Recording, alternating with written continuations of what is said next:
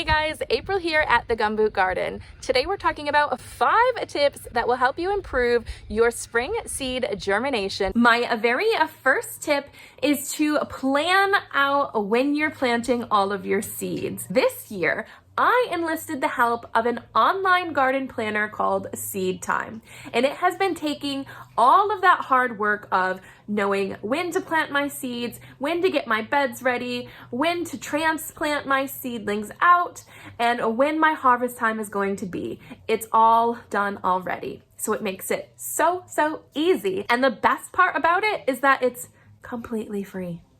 So I do want to show you how you can set up your own Seed Time account so you too can have a super easy spring planting season. I have put a link down in the description box for you to use that will send you right where you need to be and you can get it all started. But let me show you what to do. Once you've clicked on the link down in the description box and you've created your account, then you should have this page up in front of you. Go ahead and put your zip code in, and if you're living within the US, it will automatically give you your growing zone and put in some average last and first frost dates for you. If you do live outside of the US, you may have to put in your own growing zone and average frost dates, but they're quite easy to find. You just have to do a quick Google search, or there's also a resource on the actual Seed Time website that will help you find these. Then just make sure to save your changes down at the bottom. From there, you can just go to your garden calendar and start putting in all of your vegetables. So if we have a look at mine, I have tons and tons of things that I'm planting, all my peppers, potatoes, and I've color coded them just so they're easy to kind of point out. If you go up to the task filter, you can decide what you want to see. So I've just turned off a couple of these about the bed preparation and the cultivating, because my main thing here is that I just want to see when am I planting all of these. So I have all of them in, and you can see all of my seeding. If we move into October, I'm still doing seeding, but then I start to get some transplanting in there, and here we go. We have a big transplanting day here, and then we can go even further, January, February, then it shows when we're harvesting all of these things.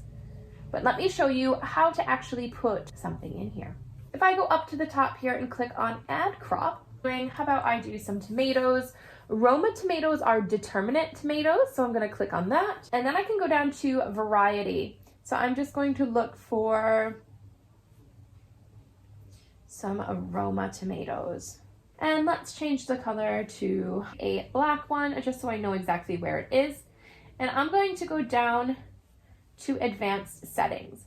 Now, if you look at these advanced settings, it's already telling me everything. I'm going to transplant these in 56 days, and it's showing me how much spacing I need and how long to maturity. So it is all done for me. So from there, I'm just going to hit schedule.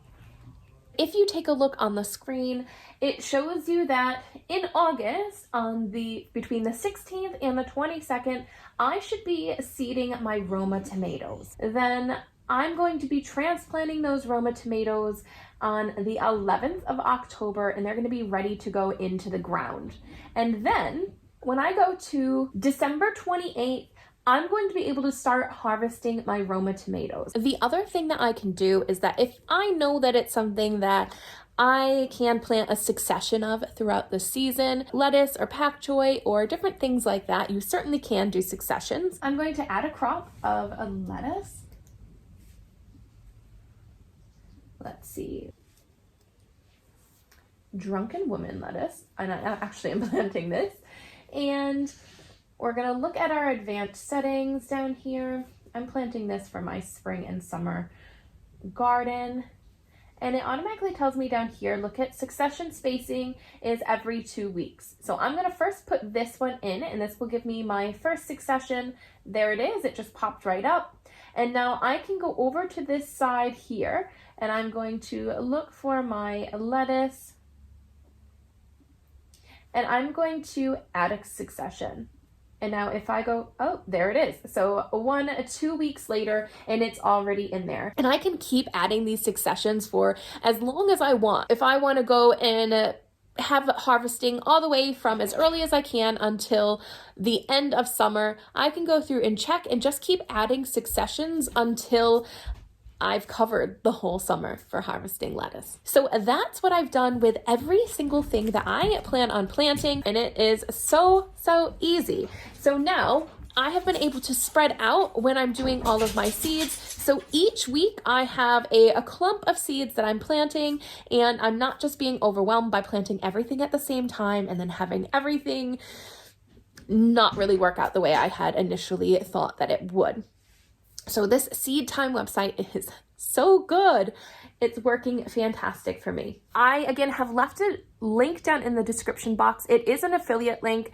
It won't cost you anything, but it does help support my channel. And with signing up for Seed Time, using that link, you'll receive $5 of free seeds. So why not? It takes so much of the guesswork out of everything and has made planting so much easier. So give that one a go, and we'll move on to our next tip. We're back outside, and the next thing that we need to talk about is the soil that we're planting our seeds into. So this year we're using a lighter potting mix, and the reason I'm using a potting mix rather than a seed starting mix is because your potting mix has some slow release fertilizer in it that will keep your plants filled with those nutrients for longer. Where a seed starting mix, it has a little bit in it, but after a couple weeks, your seeds are going to need that extra nutrients. So you'll either need to repot them into some new soil or be feeding them with some liquid plant fertilizer. Instead of doing both of those things, if you just choose a nice potting mix,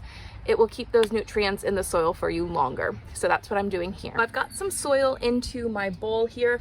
You should be able to squeeze that and it kind of stays, but then it also crumbles and breaks apart easily. The other thing we want to make sure of is that our soil isn't full of big pieces, because if we have a lot of big pieces in our soil, then it's going to be difficult for our seedlings to reach all the way up to the top. They'll run into a lot of obstacles on the way, and they might not have enough energy to make it all the way. But I'm going to get a few of these trays potted up and seeds planted, and then I'll come back and we'll share our next tip.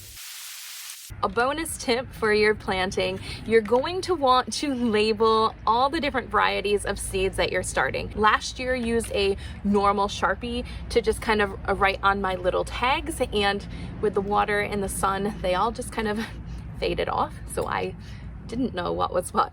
But this year I have got this permanent garden pen, and we're going to use this to label the tags with. And the reason for that is this is waterproof and it's light proof, if that's what you call it, but it won't fade in the sunlight or wash away with the rain. So we are going to label our seeds with this year. If you are interested in getting one of these permanent garden markers, just have a look in the description box. I will leave a link for it so you can kind of easily get to it and get one for yourself. But let's get these peppers started. The next tip is to make sure that your soil temperature is warm enough. So the optimum germination soil temperature is between 70 to 75 degrees Fahrenheit.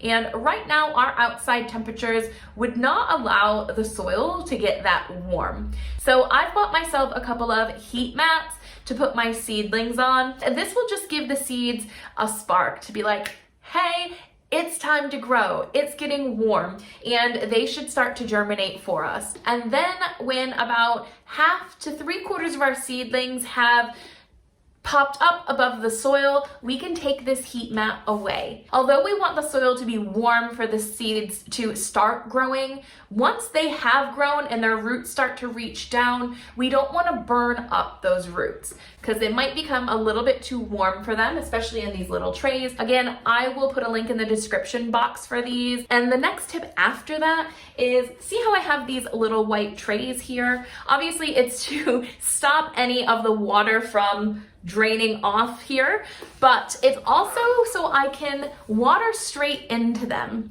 With the seedlings, we don't want to disturb the seeds that are resting pretty much at the top of the soil. We want to make sure that they're kind of staying in place, getting a chance to form their roots. So I'm going to bottom water all of my seeds.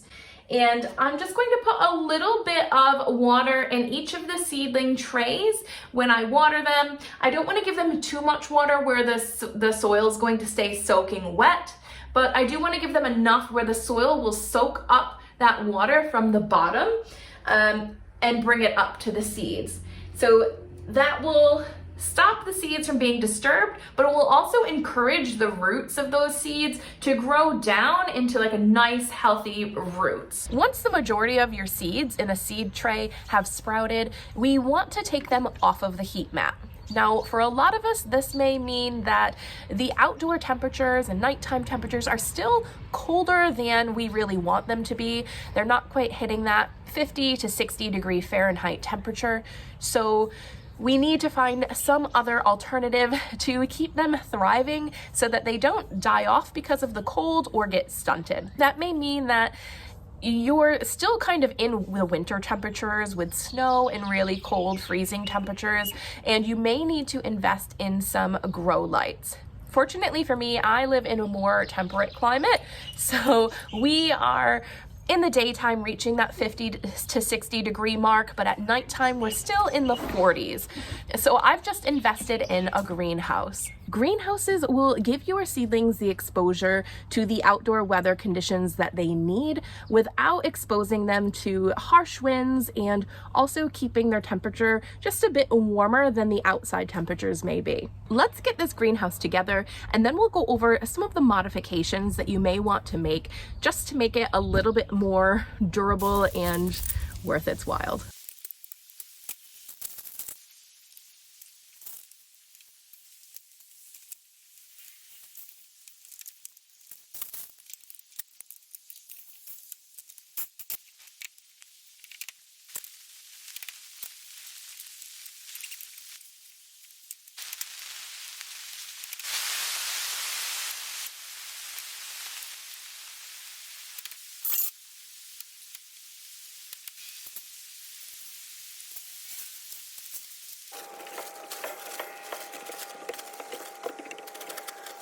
The greenhouse is all set up, and now there are a couple of modifications that you can do to ensure that you get the most out of this greenhouse, because there can be a few issues with these plastic greenhouses.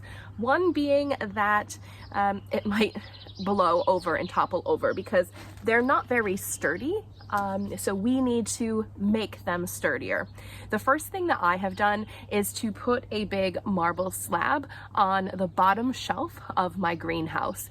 And I did this for a couple reasons. One is that it weights the whole greenhouse down, so hopefully that will help prevent it from falling over. Two is because I have this set up on a deck, and our deck is up higher. It's not ground level, it's up high, so the wind can kind of blow underneath the deck and also blow cold air up through the bottom of this greenhouse. So by putting this slab on the bottom, it's preventing the air from blowing up through the bottom and cooling off these plants during the day or night or whenever the temperatures are lower. Another modification that you should think about doing is to actually tie the greenhouse down. One way you can do this is by actually throwing a rope over the whole entire greenhouse and staking that into the ground. Now, I obviously can't do that because mine is set up on a deck. I'm actually going to take a rope and bring that all the way around the front and just kind of keep it attached to the side of the deck. That will help if there are high winds, because we do tend to get a lot of high winds that come and blow onto this deck. So that will help keep this greenhouse in place, and it will prevent anything from happening to my little seedlings. If your nighttime temperatures are still getting quite low, and you think that the seedlings might still suffer because the little greenhouse won't be able to hold in enough heat for you, then you might want to think about investing in some bubble wrap. Now, this is a cheap way to insulate your greenhouse even further and give it that extra protection to hold in the heat at nighttime. So you could just line the insides with bubble wrap and you'll be set to go. The only thing that you do want to remember is that some of the daytime temperatures can get quite warm, and inside your greenhouse will get sky high with the temperatures. So right now I set up my greenhouse, and very quickly after I set up the greenhouse, the temperatures were reaching 80, over 90 degrees Fahrenheit inside the greenhouse with the door open. So you can only imagine how hot the temperatures would get if you kept that door closed. So it is very, very important you have a vent in there or you're letting air flow through. Just remember that when the nighttime temperatures are getting too cool, you do need to close up this door with enough time to capture some of that daytime heat in the greenhouse so that it can last throughout the night. I hope that you find these 5 tips helpful and you'll be able to use one or more of them with your spring seed germination. Check the description box down below. I have put in a link for the Seed Time garden calendar for you to give a try. It is free, so check it out.